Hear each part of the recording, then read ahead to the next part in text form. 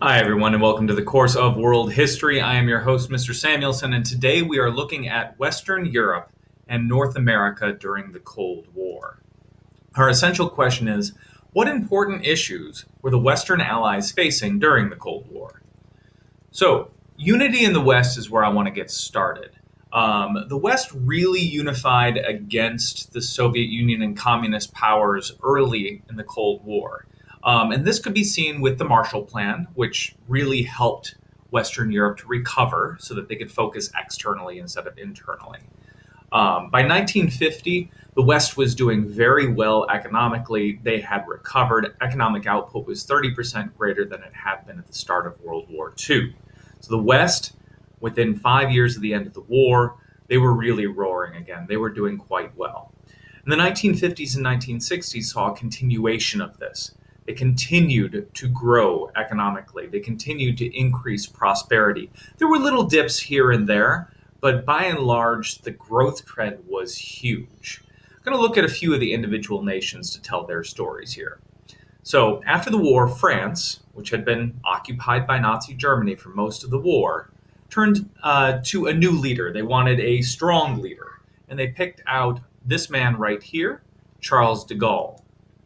Now, France had a goal after the war of regaining its status as a world power. It wanted to be in that upper class again. But its government is really struggling. They they have this constitutional republic that's just not serving them well. So in 1958, they abandoned their old constitution, which did not put a strong leader in place. They picked a strong man, Charles de Gaulle, but they didn't give him the powers to do much. In 1958, they rewrote that constitution. They said, hey, we need the president to have more power, more say in what is happening. And now Charles de Gaulle, with all of this new power granted to him, is able to reform France, is able to direct the economy toward developing nuclear weapons, which they do, and also toward developing more industry, and they start to produce automobiles as a major export. So France really does make that turnaround in the 1950s. West Germany has kind of an interesting story. Now, as we know, West Germany was 3 of the 4 occupied zones of Germany following World War II. The 4th being controlled by the Soviet Union, was always kind of kept separate. But the other 3, by 1949, 4 years after the war, had been allowed to reunite. And they created the Federal Republic of Germany. We're just going to call it West Germany. Now, West Germany's goal was to regain the respect of Western nations, but to do it through positive partnerships.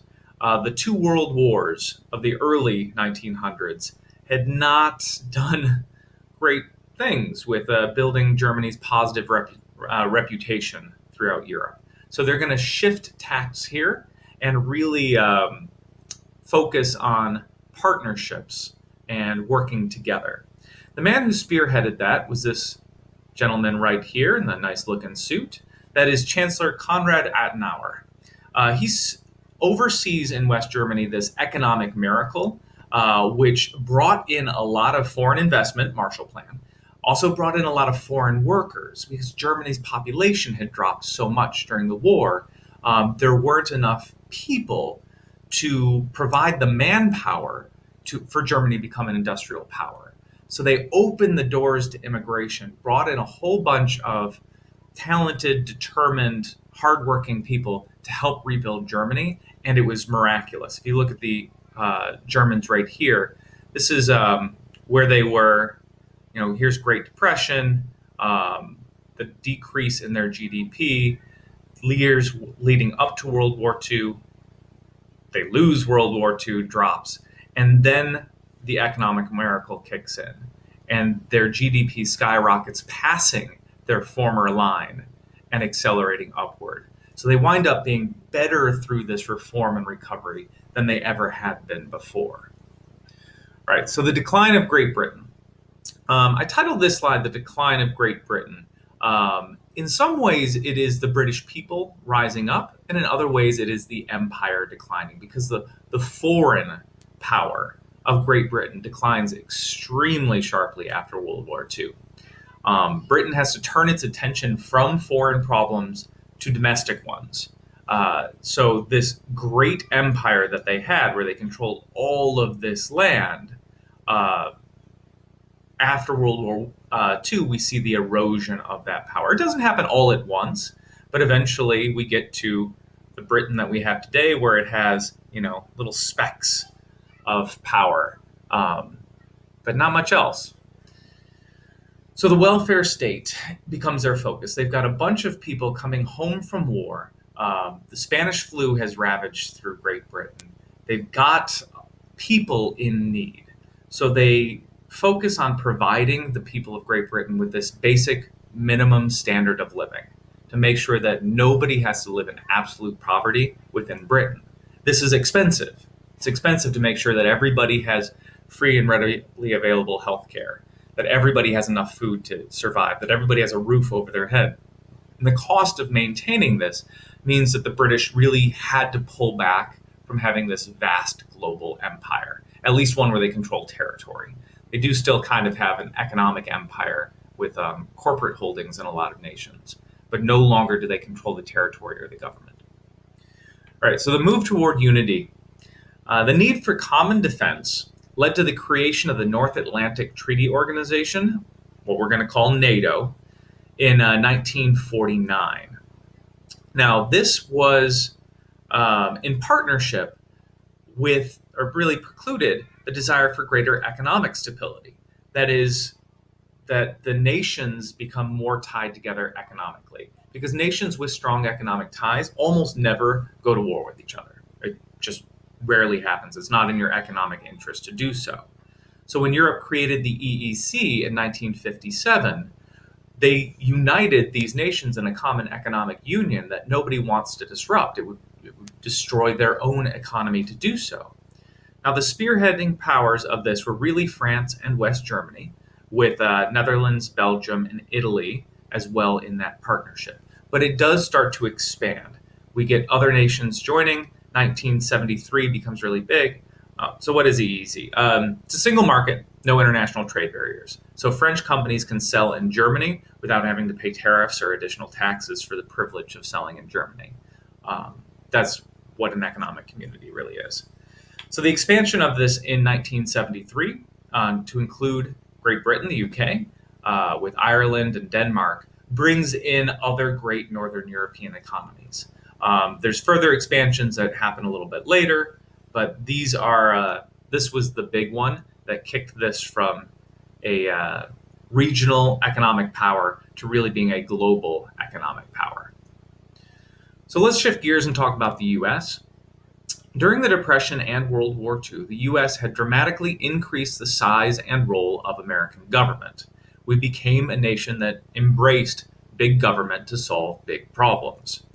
Now, like Britain, the U.S. also became a welfare state, but we didn't go quite so far with it. We have subsidized education, but we don't have free college education in the United States. We don't have free public health care in the United States, except for those in extreme need and the elderly.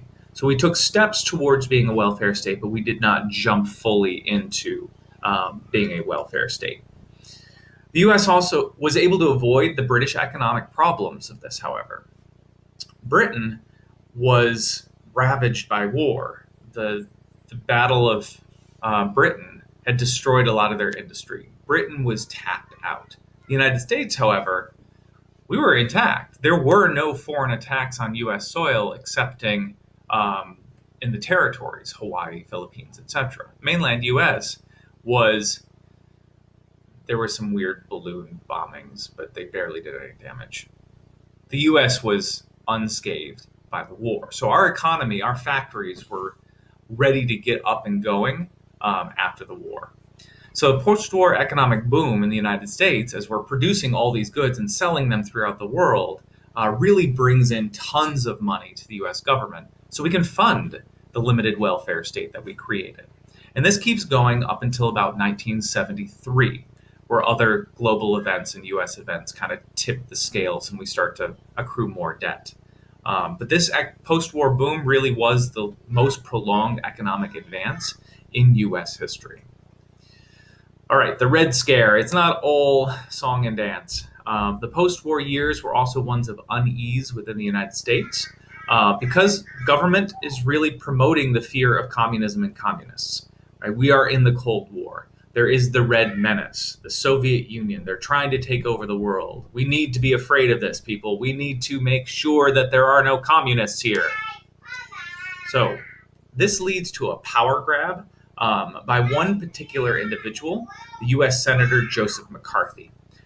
Joseph McCarthy becomes an expert at using fear to manipulate the American public, to increase his own stature and his own prominence, and to try to gain control. And during this Red Scare, McCarthy does not pull any punches. He attacks all of his opponents, labeling them as secret communists without any evidence to do so. But if he can knock them down through lies and dishonesty and deceit, and that rises himself up a little bit higher, then he's going to do it. That was kind of the McCarthy way. And you see this from other politicians even today. So eventually he does get denounced by the U.S. Senate. So the Senate, has enough of a backbone to eventually stand up and say this is not okay. And that kind of puts an end to this extreme hysteria of McCarthyism and the Red Scare. 1960s and civil rights. The 1960s, President Lyndon Johnson used American prosperity, right? Things were going well in the 60s, to expand the welfare state, to push things a little bit further, and introduced more government assistance for healthcare, for poverty assistance, and for education. He sees the greatest successes with the poverty assistance. The U.S. also experiences an expansion of civil rights during this time, which leads to equal legal rights and opportunities for African Americans, which unbelievably, up until the 1960s, we were still living in a society with tiered citizenship, where whites were considered to be a higher class of citizen than African Americans. The legality of that perspective was finally ended in 1964. We can look around the world today and see that the reality is still strained. There are still racial inequities in America, but those inequities are no longer legal inequities. That problem was fixed in the 1960s. Social upheaval. So the 1960s saw some social unrest in the United States. The slow pace of civil rights was part of this. Anger over the United States' involvement in the Vietnam War also becomes a really big one. There are race riots throughout multiple American cities. You can look at the 1968 Detroit race riots as an example of some particularly bad ones. And these lead to the destruction of public and private property. Anti-war protests actually led to protesters being killed in some instances. The Kent State massacres, where National Guard officers shot at Vietnam War protesters and killed several of them. Here's another picture from those. Or another example of social upheaval and social unrest. So violence, however, resulted in a new law and order policies from the U.S. government. We almost always see this. When there are protests that turn into violent action, either by the protesters or by, as the race riots happened, or by the police and National Guard, as we saw at Kent State, people who stand up and start preaching the importance of law and order tend to do well in elections, and new groups of law and order people are brought in, such as Richard Nixon. All right, new social structure. Life in post-war Western society changed significantly. More people joined the working class, the middle class, while a smaller percentage of workers are needed in agriculture and industry. Agriculture is more productive. We get more food for less people. Industry is now using machines to do a lot of the work instead of people, so fewer people are needed. That does mean that good paying white-collar jobs are now available, managers, supervisors, and this leads to an increase in consumer society. The availability of buying on credit also helps. The idea that you don't need $10,000 right now to buy that car. We'll take $2,000 now, and then we'll let you pay in installments after that. means a lot of people can buy cars, refrigerators, houses, and that causes the economy to really do very well. All right, women in post-war world. The end of World War II does result in a baby boom. You've heard about the boomers. These are the boomers when they were just kids. It is a huge explosion of families starting in the United States following people putting off families for the Great Depression and World War II. By the end of the 50s, however, birth rates are going back down. They're normalizing, and more women are starting to enter the workforce. The fact that working women were still expected to manage the household and work a full-time job, basically do 2 full-time jobs, does kick off the women's liberation movement of the 1960s, pushing for full women's equality, especially in the area of pay, which is an area where we have not achieved that goal. All right, that is all for today. I hope you enjoyed this lesson, and I'll see you next time. Farewell.